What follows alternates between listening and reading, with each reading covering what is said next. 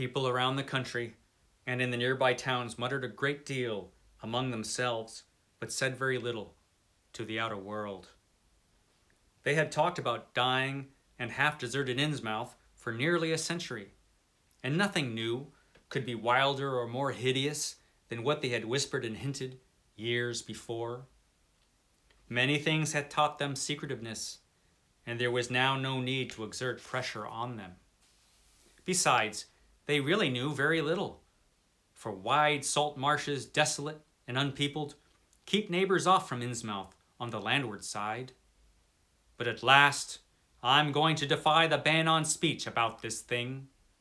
Results, I am certain, are so thorough that no public harm, save a shock of repulsion, could ever accrue from hinting of what was found by those horrified raiders at Innsmouth. Besides, what was found might possibly have more than one explanation. I do not know just how much of the whole tale has been told even to me, and I have many reasons for not wishing to probe deeper. For my contact with this affair has been closer than that of any other layman, and I have carried away impressions which are yet to drive me to drastic measures. It was I who fled frantically out of Innsmouth in the early morning hours of July 16th, 1927, and whose frightened appeals for government inquiry and action brought on the whole reported episode.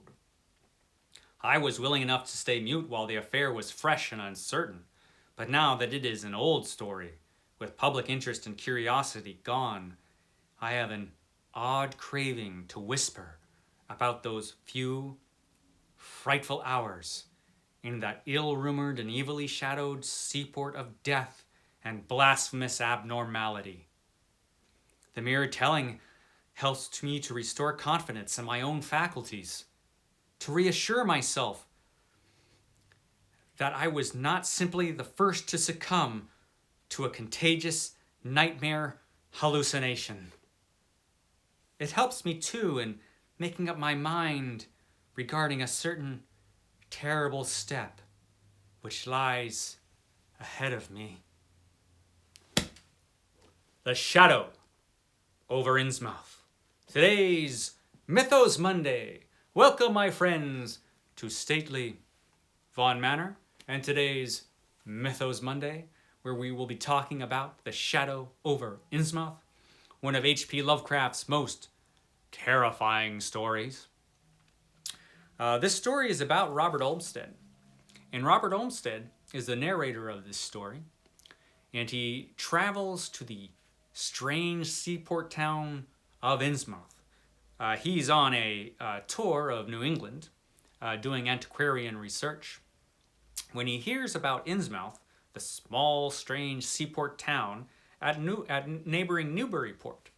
And all the people there tell him, man, Innsmouth's a crazy place. A lot of strange people over there. They're all pretty weird. They all look really strange, and they don't take to strangers very much. But there is a bunch of old-timey stuff to look at if you're into that kind of thing. And you know, our narrator, he's into that kind of thing. So he decides to go to Innsmouth and check it out. He figures, hey, how bad can it be? Oh, it's pretty bad. So he takes this rickety old bus that's driven by old Sergeant, Joe Sargent. Creepy looking dude. He's definitely got the Innsmouth look. And old Sergeant drives him there in his rickety old bus. And our man, Robert Olmsted, jumps off the bus. He wanders around the town. He talks to this old dude, Zadok Allen, who tells him this crazy old story, which I'm not going to tell you because it gives away a bit too much of the story. And man, trust me, you're gonna wanna read this story. But he gives our narrator this whole crazy history of the town and about how they have contact with beings from deep below the sea. Because this story is our introduction to the Deep Ones. The Deep Ones, one of H.P. Lovecraft's greatest creations, the Deep Ones, the mermen who live beneath the sea. Now, think creature of the Black Lagoon, basically. A whole society of these things who live in the sea, under the waves. Now, we don't know how many of these creatures there are, but we get the impression that there are a whole lot of them down there. And according to old Zadok Allen, they've been interbreeding with the townsfolk for quite a while, which makes the townfolk all look a little strange. Now, of course, our narrator, he doesn't believe any of this. He thinks that's just crazy. So he goes back. He's going to take the bus out of town. Wouldn't you know it, the bus is broken down. Our man Robert, he's not going anywhere. He's stuck in Innsmouth, at least for the night. So he stops off at the Gilman house. If you ever go to Innsmouth, you can stop off there. It's the only hotel. So he stops off at the Gilman house, has a crappy meal of vegetable soup, goes upstairs, and he decides to, hang out a while, read this magazine, hang out in his crappy little room till he falls asleep and he can leave. Well, something tells him that something's just not right about this place. So he noticed that the bolt is missing from his door, but he does see one from the other side door there. So he takes out his handy keyring that has a little screwdriver on it, and he changes the bolt over so that, no creepy dudes can get in his room at night. Just on the off chance that something like that might happen. Wouldn't you know it, something like that happens. And he hears a bunch of creepy, slopping, crazy sounds.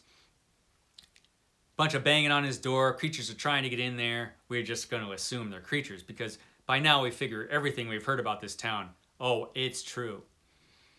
And what follows is Olmsted's having to get out of this hotel room and outrace all these pursuers who are, of course, mermen, or a breed of the deep ones.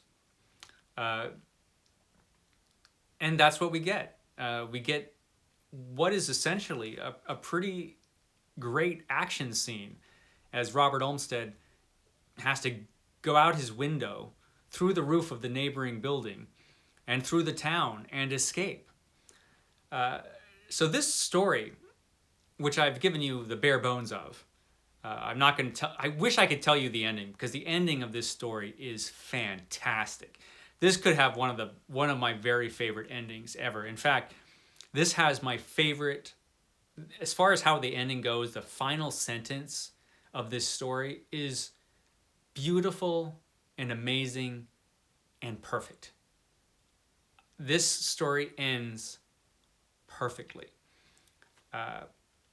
But before that, we get a really great action scene. Now, we've heard a lot about H.P. Lovecraft from other writers and other people who will say things like he's remote. I think he's even been described as inert, his stories. No, I don't know if these people have actually read Lovecraft, but there's actually a lot going on in H.P. Lovecraft stories, especially his best ones, and this is one of his best ones. And this is essentially, for a good chunk of it, basically an action story, which, yes, you don't expect from H.P. Lovecraft, but that's what you get in this story, as Robert Olmsted has to escape for his life being chased by horrible monsters. Literally chased by horrible monsters through the streets of this creepy, awful seaport town. There's so much that is great in this story. The atmosphere is fantastic. The sense of place is amazing. You really feel like you're in Innsmouth when you read this story. The sights, the sounds, the smells, everything. Lovecraft just does a brilliant job of conveying this sense of awful place. It is also a wonderful story of character because there's a lot more to Robert Olmsted than you think at first. And there's a lot to his character, and there's a lot that you learn about this guy throughout the story. So it is a story about character, and it's a brilliant story, an action monster story, a great creature feature. It's a lot of things. This story. It really is H.P. Lovecraft at his best, and I cannot recommend this story highly enough. It is one of those stories that I would like to delve into it a bit deeper, but so much of what I could tell you would give things away. And you might think, well, what I've told you so far gives an awful lot away. Trust me, there's a lot more to this story than what I've told you. There are a couple of surprises that come along in this story that when I first read it, I simply did not see coming.